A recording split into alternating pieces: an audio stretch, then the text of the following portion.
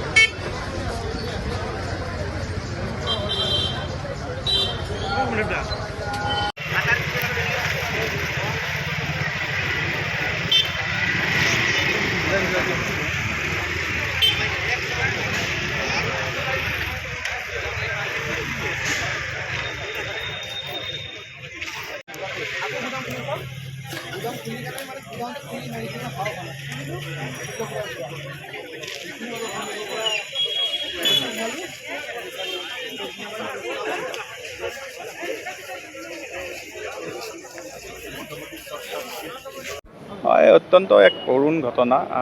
Short সাৰ্কিটৰ ফলত হোৱা বুলি আমি জানিব পাৰিছোঁ। এই ঘটনাটো আমাৰ গোৰেশ্বৰ বিধানসভা সমষ্টিৰ অন্তৰ্গত এই নাগিজুলি অত্যন্ত ব্যস্ততাপূৰ্ণ এখন বজাৰ আৰু এই বজাৰৰ মাজত থকা যি প্ৰায় 6খনকৈ দোকান ভস্মীভূত হৈছে আৰু এনেকুৱা এটা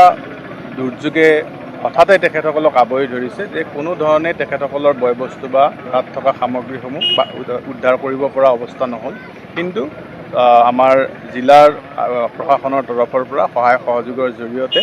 আমাৰ যি অগ্নি সেয়া নিৰ্বাপন কৰিবলৈ সক্ষম হৈছে আৰু কোনো ধৰণৰ আমাৰ শাৰীৰিক বা কোনো লোকৰ ইয়াত হতাহতি বা ক্ষয়ক্ষতি হোৱা নাই, কিন্তু বহুতো সা সামগ্ৰীৰ ক্ষতি হৈছে। আমি ইতিমধ্যে আজি এই পৰিস্থিতিৰ এই অঞ্চলৰ ৰাইজৰ সৈতে তথা এই বজাৰ সমিতিৰ সমূহ বিষয়ববীয়াৰ সৈতে আমি পৰ্যবেক্ষণ কৰি চালোঁ, তেখেতসকলৰ বুজ ল'লোঁ আৰু ইয়াৰ পৰা এই স্থলীৰ পৰাই আমি জিলা আয়ুক্ত মহোদয়ৰ সৈতেও কথা বতৰা পাতিছোঁ আৰু তেখেতক অনুৰোধ জনাইছোঁ শীঘ্ৰেই যাতে এই যিসকল আমাৰ ক্ষতিগ্ৰস্ত লোক তেখেতসকলে কিছু ক্ষতিপূৰণ পাবলৈ সক্ষম হয় চৰকাৰৰ তৰফৰ পৰা, তাৰ ক্ষেত্ৰত ব্যৱস্থা গ্ৰহণ কৰে। আৰু আমিও এই ক্ষেত্ৰত আমাৰ যি মন্ত্ৰী আছে, আমাৰ গাৰ্জেন মিনিষ্টাৰ, এই জিলাৰ গাৰ্জেন মিনিষ্টাৰ তথা আমাৰ চৰকাৰৰ ফালৰ পৰাও কি ধৰণে সহায় সহযোগ কৰিব পাৰি মই ইয়াৰ পৰা গৈয়ে পুনৰ আলোচনা কৰিম, যাতে ক্ষতিগ্ৰস্ত লোকসকলে এই দুৰ্যোগৰ সময়ত চৰকাৰৰ ফালৰ পৰা আমাৰ সকাহ পায়। আৰু ইতিমধ্যে এই ক্ষেত্ৰত আমি বিভিন্ন সময়ত বিভিন্নজনক সহায় সহযোগিতা আগবঢ়াই আহিছোঁ। শ্বৰ্ট চাৰ্কিটৰ ফলত হোৱা ঘটনা যিহেতু কিছু তাত কথা বতৰা থাকিব, গতিকে যেনেকুৱাই নহওক আমি অহাকালিৰ ভিতৰত এই বজাৰ কমিটিৰ জৰিয়তে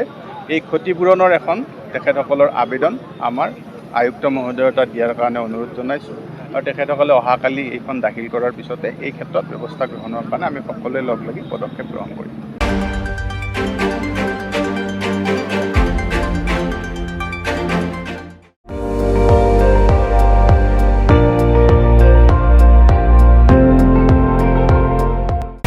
আপুনি চাই আছে ND24, সৰ্বশ্ৰেষ্ঠ নহয় সৰ্বোত্তমৰ দৌৰ।